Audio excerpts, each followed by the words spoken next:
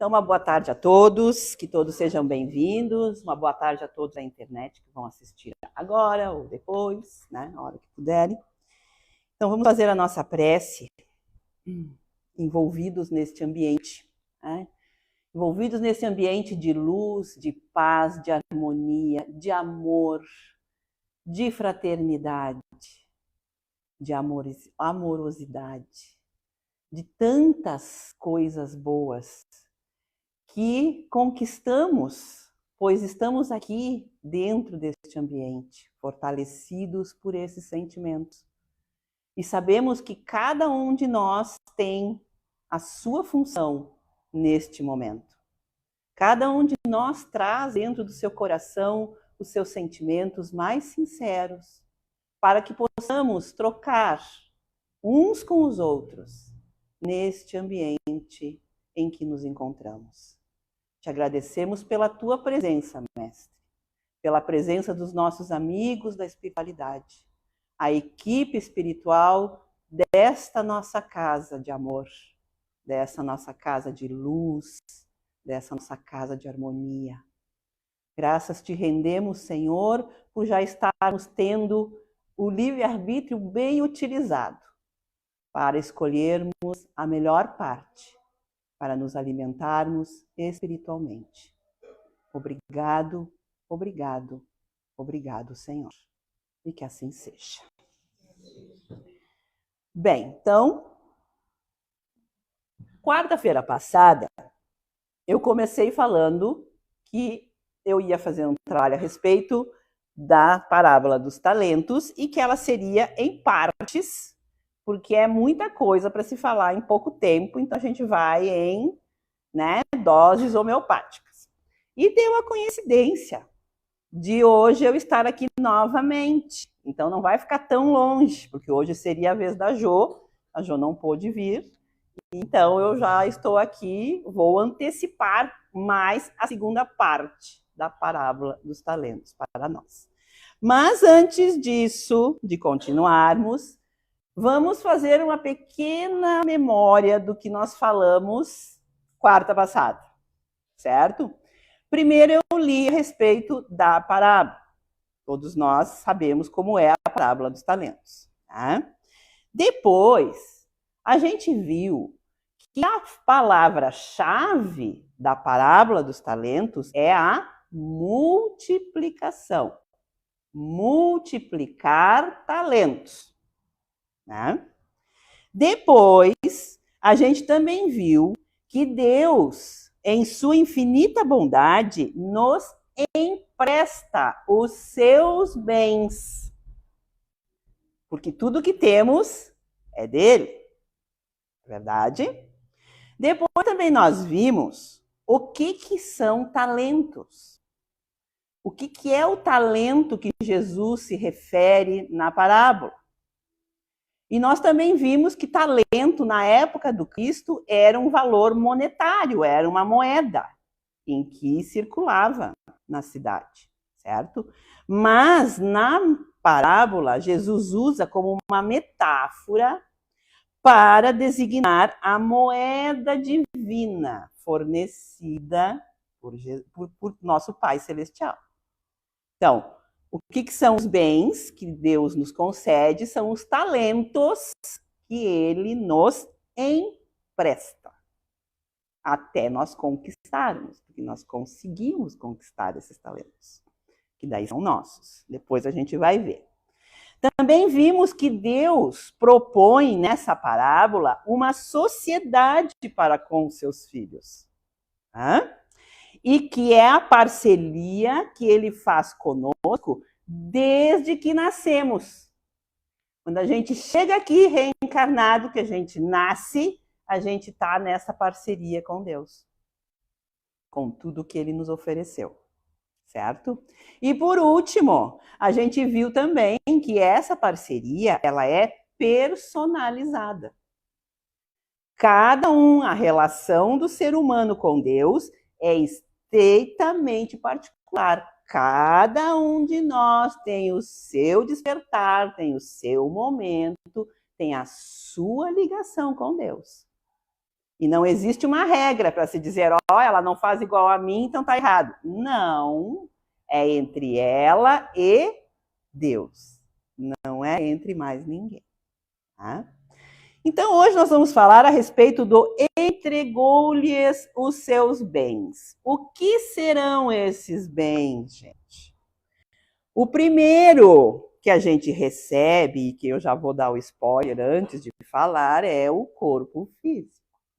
Hoje nós vamos ver a importância desta ferramenta que nós temos, deste talento que nós recebemos, a cada encarnação. Porque em cada encarnação é completamente diferente cada corpo, a identidade é diferente, a personalidade é diferente. A única coisa que continua igual é a individualidade do espírito. Cada encarnação, uma nova fase, uma nova chance, um novo talento. Tá? Mas vamos ver aqui então. Jesus assinala que nascemos com os bens emprestados. Estes não são nossos, e sim do Senhor. Por isso, diz, entregou-lhes seus bens, numa clara alusão do não pertencimento pessoal daquilo que o ser humano recebe ao nascer. É verdade ou não é? O corpo é meu? Não. E se já começa desde aí, o resto, tudo que a gente tem, também não é nosso. É tudo emprestado. Tá? São tantos os exemplos, como o corpo físico, a saúde, a família, o ambiente, os pertences que nos constituem a existência. Tudo é emprestado. Em palavras simples, poderíamos pensar com Jesus que ele nos ensinou a multiplicar todas essas coisas emprestadas. Então, olha tudo que a gente pode multiplicar. O corpo, a saúde, a família, o ambiente. Como? Aí nós vamos ver depois. Olha só, recebemos saúde. A gente recebe um corpo saudável, certo? Devemos multiplicar por mais saúde. A preservação, o cuidado, não é verdade? É. Só que assim, ó, não necessariamente cuidados físicos. Mas, sobretudo, saúde espiritual. Por quê? Porque se tu tem a saúde física, tu não tem por que te preocupar com ela. Aí tu pode te preocupar com a tua saúde espiritual. Lógico que se a pessoa vem com debilidades físicas, problemas, tem doenças, ela vai ter que se preocupar com a sua saúde física. E isso é o correto. Mas se ela já tem a saúde, não tem problemas, corpo saudável, envelhecendo sem problemas sérios, o que tem que fazer então? Multiplicar essa saúde. Eu vou me melhorar, eu vou ser melhor, eu vou me tornar uma pessoa melhor. Então começa a te preocupar com a saúde espiritual. Aí tu vai estar multiplicando. É dessa maneira. Né? Até conquistarmos o que é nosso, tudo o que temos é nos emprestado. Então, aqui eu fiquei bem feliz, porque aqui, ó, até conquistarmos o que é nosso, então a gente conquista o que é nosso. Não é sempre tudo emprestado, a gente vai conquistando. Só que realmente as coisas materiais são materiais, então são daqui, não tem como. Né? Mas a gente conquista o que é nosso. Assim, gente, nós que temos filhos, quem tem filhos, né? Nossos filhos não nos pertencem. Os bens materiais não nos pertencem. Não são nossos. Nem mesmo o corpo físico é um bem próprio. São bênçãos emprestadas e, como tais, não temos o direito de dispor delas livremente. A história diz, o corpo é meu, eu faço o que eu quero. Certo? Eu tenho posse. Eu faço o que eu quero. Não, não, não. Quando a gente pede alguma coisa emprestada para alguém, a gente não cuida com mais zelo ainda porque é do outro? É, né? Pela lógica, ele me emprestou, eu tenho que cuidar mais ainda. Não é meu, não posso fazer o que eu quiser com ele. Com tudo que a gente recebe emprestado de Deus é a mesma coisa. Tu não pode fazer coisas erradas com tudo que tu empresta.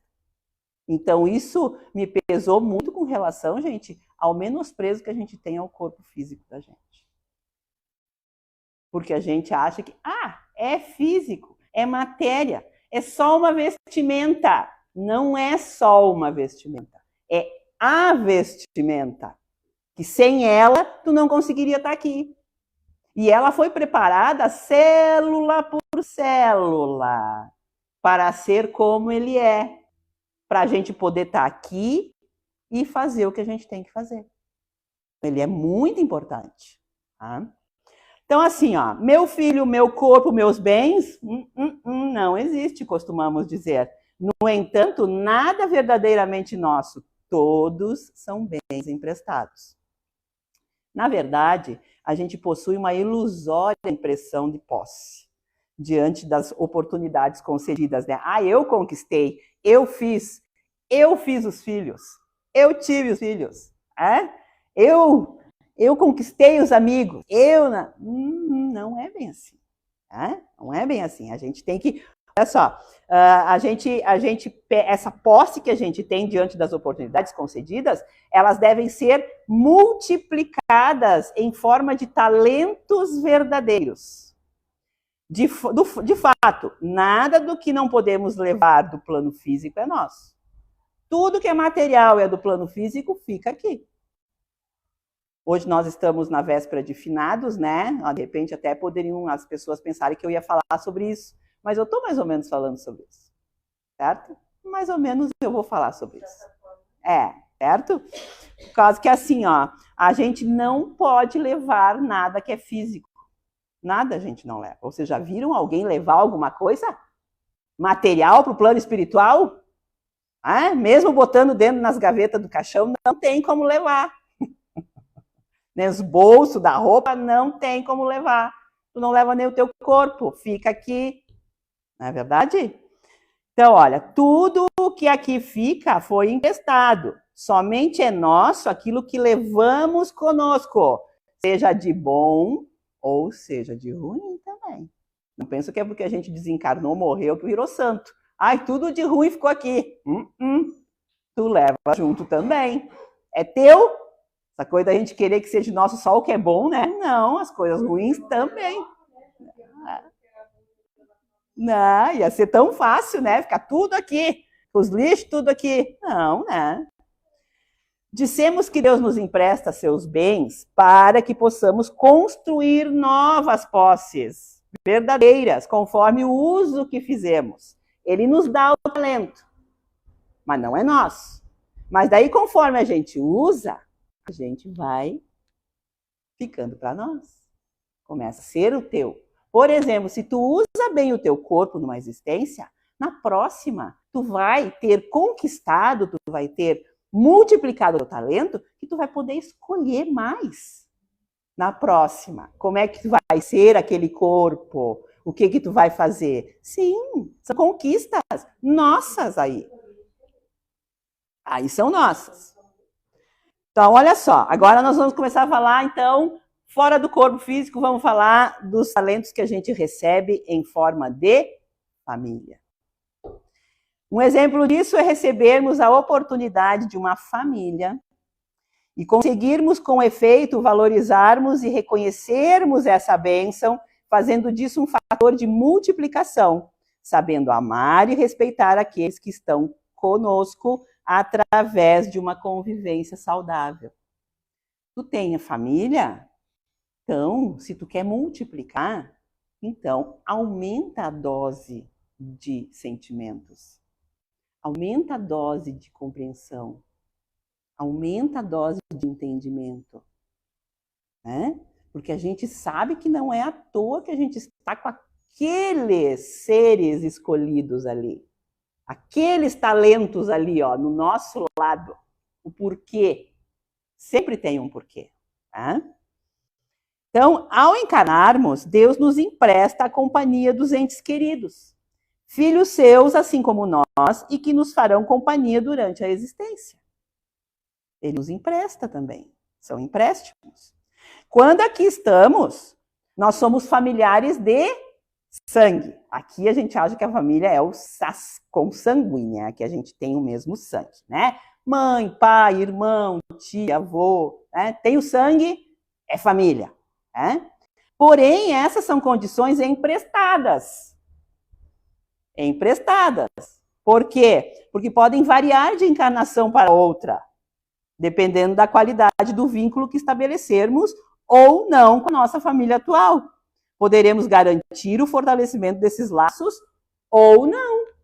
Não é garantia porque eu tenho minha mãe, meu pai, que aqueles lá vão ser ligados a mim.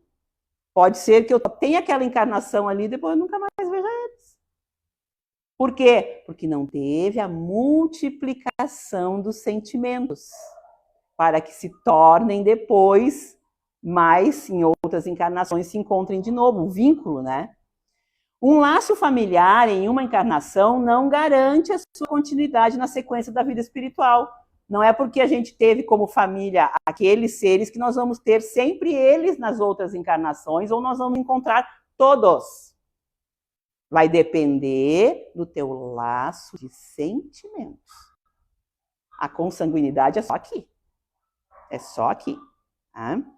Há espíritos que estagiam em uma mesma família em determinada existência, porém não estabelecem vínculos significativos, assim como outros, mesmo não sendo familiares, podem criar ligações de muita intensidade afetiva, a ponto de, em posteriores existências, se reencontrarem e se reconhecerem pelos laços do afeto. Quem é que nunca encontrou alguém e olhou e disse assim, meu Deus, que saudade. E é a primeira vez que tu está encontrando aquela pessoa. E ela não é da tua família. Ela não é do teu sangue. E quantos tem que corre a mesma família na veia, mesmo sangue, e se odeiam, e se detestam, e não podem nem se olhar. Então, isso de consanguinidade não é garantia para laços afetivos. O que faz é essa multiplicação da intensidade afetiva que a gente tem. No caso de um grupo familiar, multiplicar os afetos significativos, convivência de amor, respeito, valorização e aceitação de diferenças e qualidades, teremos como consequência o fortalecimento desses mesmos laços. E assim essa condição passa a ser uma aquisição, uma conquista. Então, olha só, esse amor multiplicado, ele se torna uma aquisição tua. Aí, numa próxima existência, tu vai ter o livre-arbítrio de escolher aqueles que tu ama para estar perto de ti, porque tu multiplicou aquele relacionamento, tu multiplicou aquele sentimento. Mas, olha só, o bem oferecido ou o talento emprestado foi multiplicado e, dessa forma, ele passa a ser efetivamente uma posse espiritual definitiva. Então, com aqueles espíritos que tu estava na tua família, tu adquiriu uma posse definitiva de sentimentos com ele. Então, eles passaram a ser da tua família espiritual.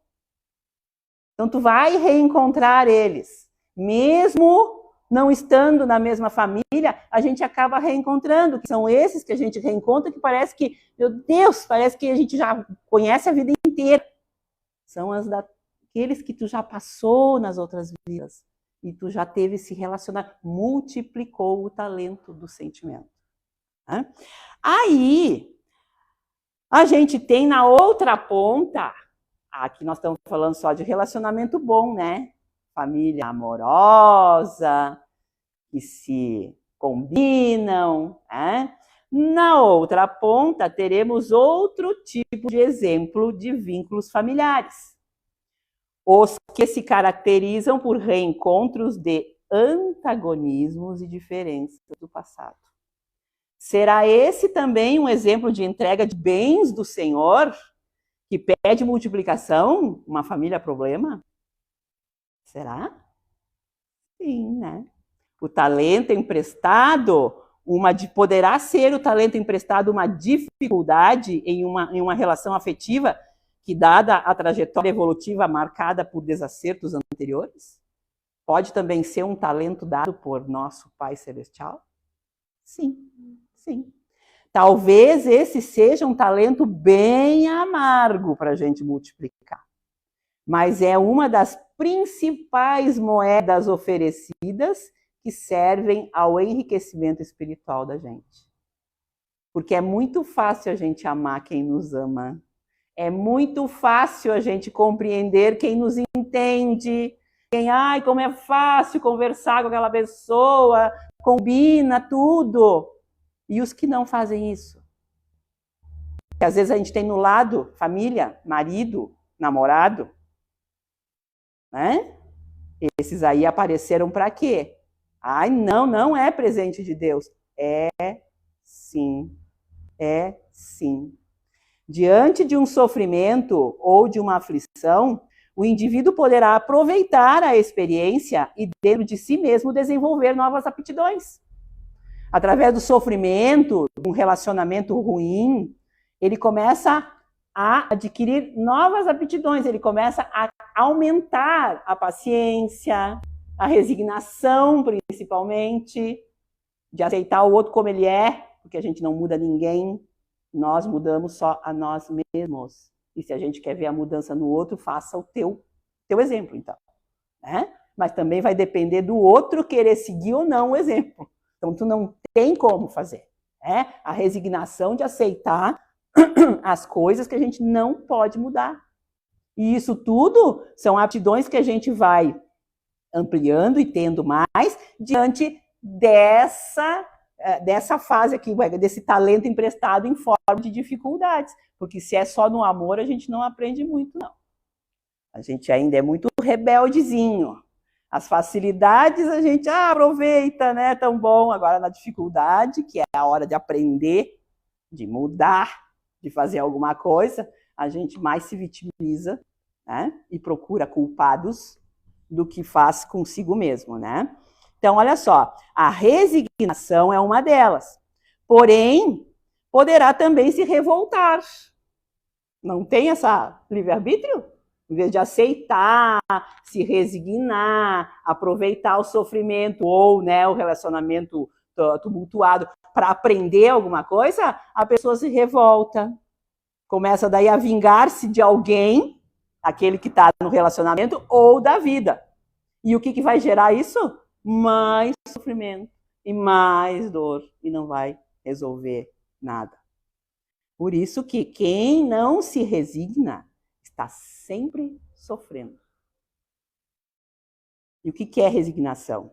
A resignação é a virtude que nos faz aceitar o que não pode ser mudado. Por isso que a primeira pergunta que a gente tem que fazer quando a gente tem algum problema, alguma coisa, eu posso fazer alguma coisa? Vai mudar alguma coisa se eu fizer? Não? Então, pronto.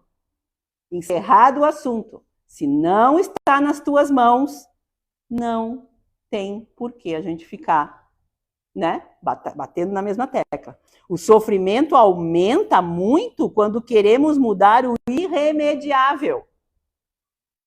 Aqui nós falamos dos finados, né? Quando a pessoa se revolta, quando a pessoa que a gente tem relacionamento desencarna,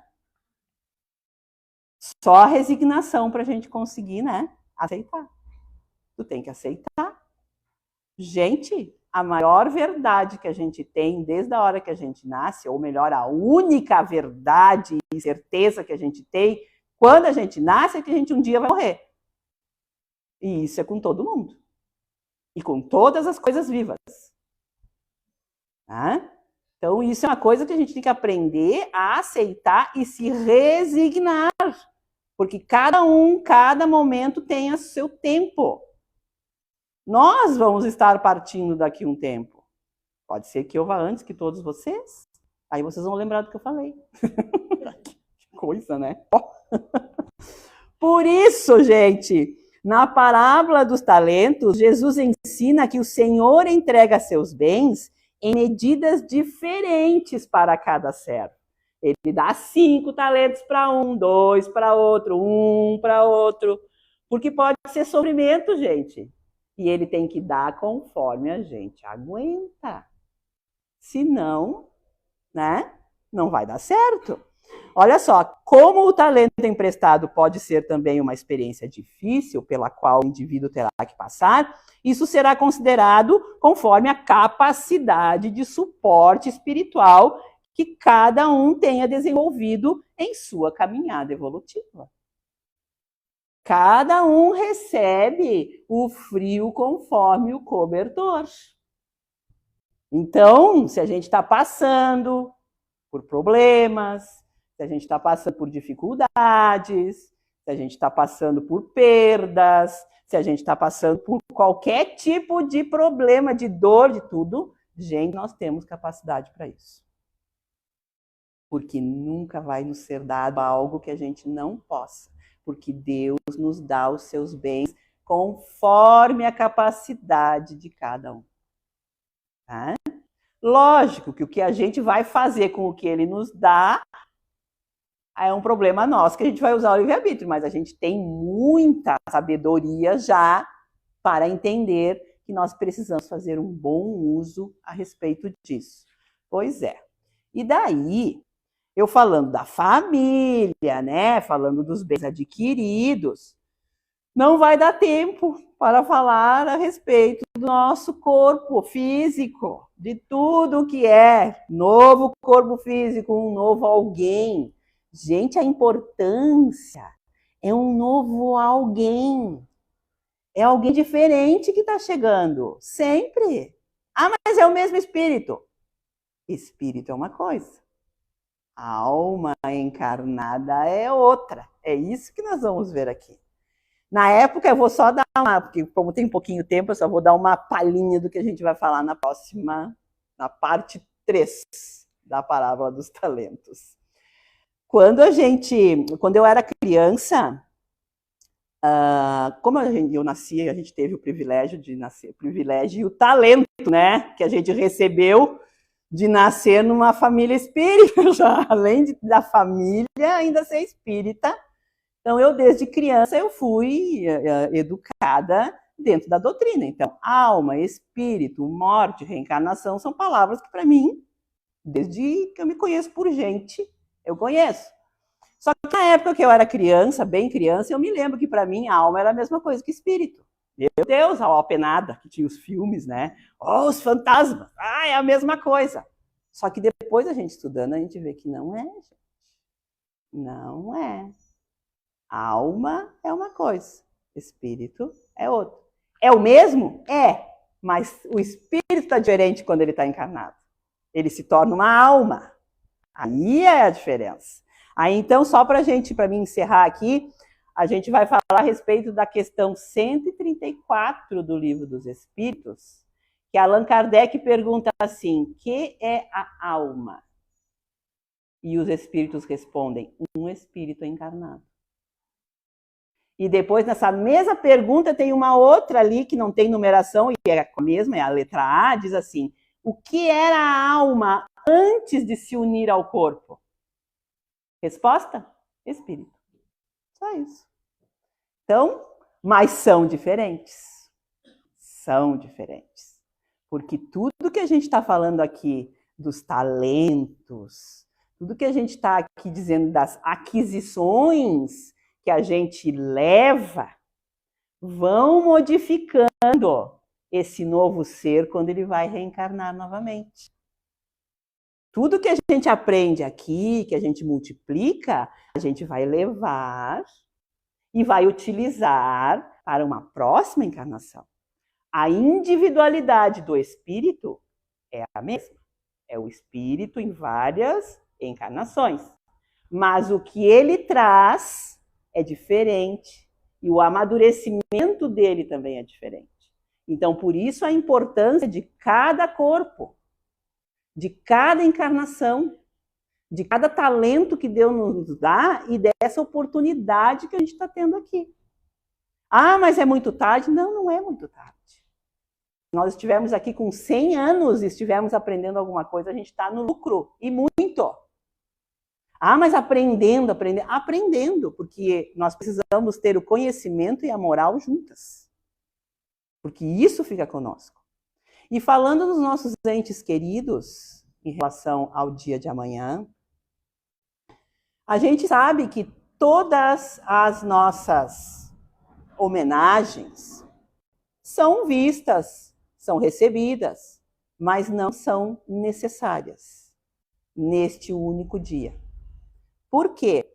Porque qual é o maior presente? Qual é a maior homenagem que a gente pode fazer aos nossos entes queridos que já nos antecederam e que nos amam? E que nós amamos? É o nosso crescimento. É eles nos enxergarem da onde eles estão e verem que a gente está mudando. Vendo que a gente está crescendo. Vendo que a gente está multiplicando os talentos que a gente recebeu. Então, que a gente possa fazer isso para todos aqueles que já nos antecederam. Vamos mostrar a nossa nova face. Uma face melhorada, mais paciente, mais resignada, mais amorosa. E isso vai fortalecer muito mais eles do que todas as nossas homenagens aqui. Que não deixa de ser, a gente faz, a gente vai, a gente leva flores, a gente lembra, mas a gente sabe que na realidade eles estão mais vivos que nós. Tá? Nós ainda estamos aqui presos neste corpo maravilhoso, mas eles estão na pátria verdadeira, que é a nossa. Certo, meus amores? Então vamos para a próxima, que vai ser daqui a próxima, é quarta-feira que vem, é a Jo. Na outra, a gente continua falando, certo? Então vamos agradecer, vamos fechar os nossos olhos. Agradecer por esses instantes de luz, de entendimento, de lições, para que possamos aplicar no nosso dia a dia, nos nossos pensamentos, nos nossos sentimentos, para que possamos sempre estar ligados a esta equipe desta casa, para também podermos ter a certeza de que quando necessitarmos, onde quer que estejamos, em que momento estivermos passando, e orarmos pedindo uma intercessão desta equipe que trabalha na nossa casa Harmonia e Luz. Temos a certeza que seremos atendidos. Basta lembrar deste ambiente, deste momento, desta oportunidade que todos nós nos damos quando aqui viemos. Basta lembrar que espiritualmente o Harmonia e Luz nunca está fechado. Nunca está com as suas portas fechadas. É só aqui, na parte material, que precisamos disso por segurança. Mas, espiritualmente, os nossos anjos protetores, a equipe espiritual de pronto-socorro do Harmonia e Luz, está sempre em prontidão para qualquer um de nós que precise, que necessite e que esteja em momentos de socorro. Graças te rendemos, Senhor, por todos aqueles que nos antecederam e que plantaram essa semente e que germinou nesta casa de luz. Agradecemos a presença de todos, porque sabemos que estão aqui conosco, sempre, e que sempre nos iluminarão enquanto estivermos aqui, praticando o que estamos aprendendo, nos modificando, nos melhorando e, principalmente, nos tornando mais fraternos, mais amorosos, para podermos dizer com Jesus que nós somos um com o Pai e que amamos uns aos outros como Ele nos amou. Obrigado a todos pela presença, tanto encarnados como desencarnados, e que todos possam levar as melhores bênçãos, as melhores irradiações deste trabalho, hoje e sempre, e que assim seja.